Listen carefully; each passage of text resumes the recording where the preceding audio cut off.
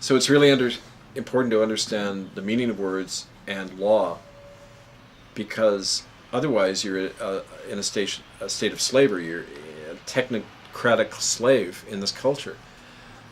English is a language of oppression. It has numerous meanings. One word can have numerous meanings.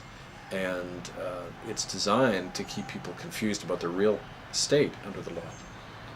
Right. Yeah. Just lastly on the Spanish Inquisition, would it be your opinion that it never ended? No, it didn't end. It's still going on. It had a particular form at the time, and one of the reasons it was put in place is it was happening at a time when the Muslims were being gradually driven out of Spain by the Catholics. And the same year that Columbus set off, commissioned by Ferdinand and Isabella, they had driven the last of the Muslims and Jews out of Spain. They had banished them all. The money they used to fund Columbus going to the New World, they got through the expropriation of the property of Muslims and Jews all over Spain.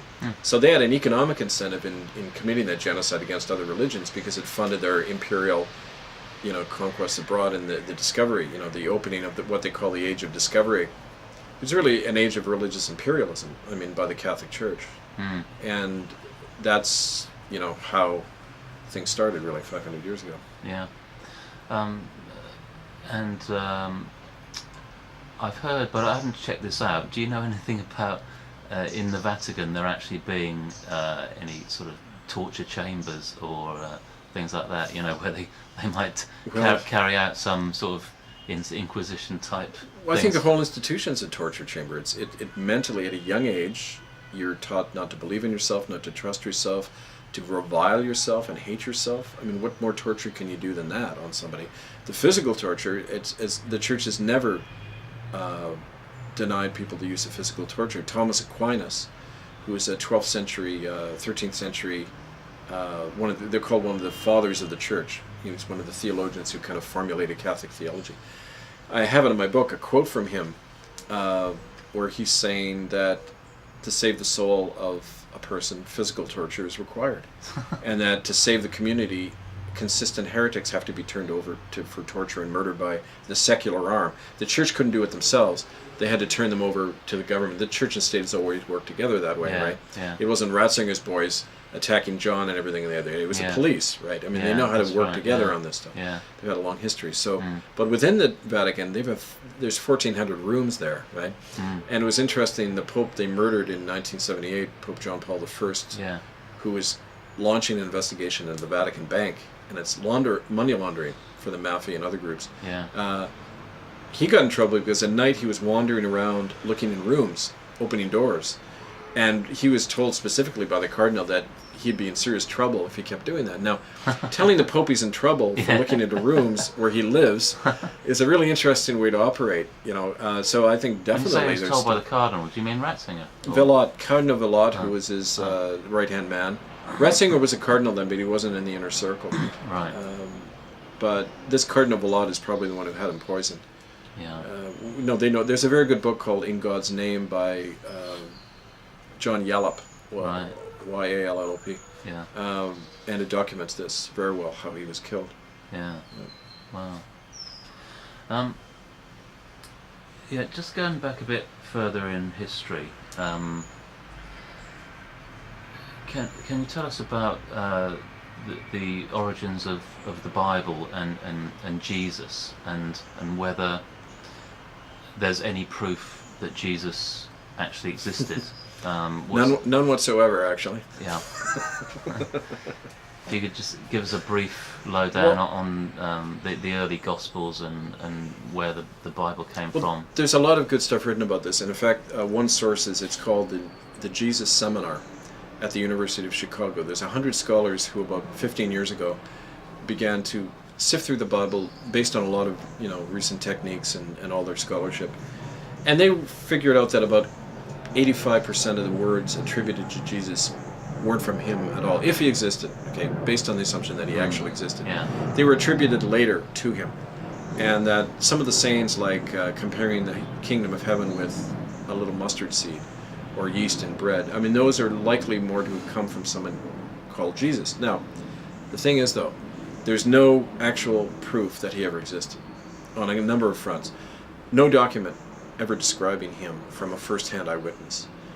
Only 2 Roman people ever wrote about him. Tacitus, who was a philosopher about 100 years after him, and Josephus, who was a turncoat rebel during the Jewish civil war against Rome around 70 AD.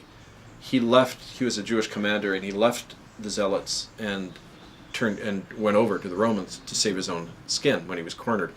He began to write all this propaganda for the Roman Empire, including he made reference to this Christus, who was the messiah of these group of, he considered them weirdo little sect or a cult, who were worshiping this guy Christus, right? But none of them ever met him, right? And the other thing is, if somebody like Jesus existed, the Romans kept impeccable records. They were known for their, they were administering the biggest empire in history at the time, right? They had impeccable records. And if somebody like that had the prominence the church claimed, he'd be on record somewhere, right? Nothing at all. Also, what's interesting that the Jesus Seminar points out, there's never been any archaeological evidence of crucifixion, which is really weird because it was so common. And the reason there's no archaeological remains of someone when they're crucified is they were eaten by animals. It was a form of murder, state torture and killing, reserved for poor people and people who took up arms against Rome. So you're up there, not in a cross. The cross is not how they were crucified. I'll talk about that in a minute. The cross was brought in 300 years after Christ. It was an imperial symbol, not a religious one, but more like a T or an X. People are stuck up on this thing, and they gradually die. Their legs are brought up like this, and a nail put through them because the weight of the body would sag on the diaphragm, and they'd suffocate early, and they didn't want that. They want them to have prolonged death. So as you're up there, you had your eyes eaten out by crows, or dogs would come and eat away at your feet, or gradually you're torn to pieces, and they never buried these people. Okay, so there's no remains at all, and there would be. There's no archaeological reference anywhere. Jesus lived here, or the brother of Jesus did this. There's nothing at all. There's no record. So it leads one to suspect that if he was a person, he was a nobody, absolute nobody. He was just a guy wandering around, talking about these beautiful ideas and talking about this thing called the kingdom of heaven, right?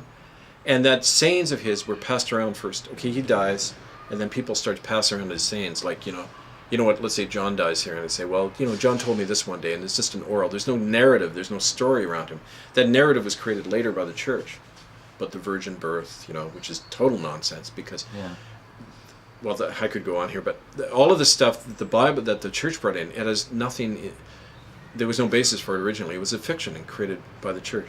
And so he's this guy who just has this vision. And when you look in the 4 Gospels, the church approved. Matthew, Mark, and Luke are called the synoptic Gospels because they're so similar.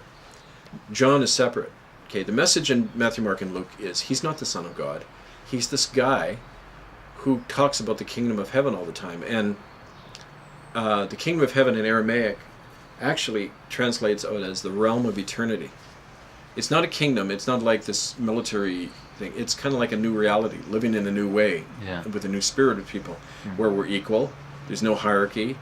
Love predominates. Peaceful. I mean, it's the utopian vision. It's like living that way, right? Yeah.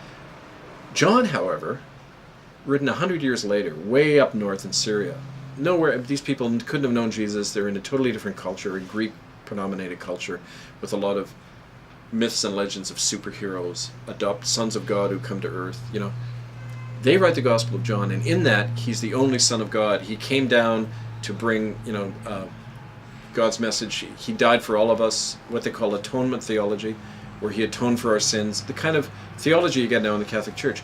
The Church chose John because it was the furthest point in time from the actual person. And they totally ignored this message, right? That he was just somebody teaching a new way of life. The focus wasn't on him as the Messiah, not until John. So what the church did is it gutted the message and elevated this mythic figure that they could control, right? Because if you're talking about sharing all your wealth and living together in harmony, that's not something the church won't want you to hear. They want you to hear that there's this super being who comes down who can save you from all your sin, but only if you believe in us, who are our self-appointed representatives of this guy, right? Right? Yeah. So there, in terms of the Gospels they chose, it was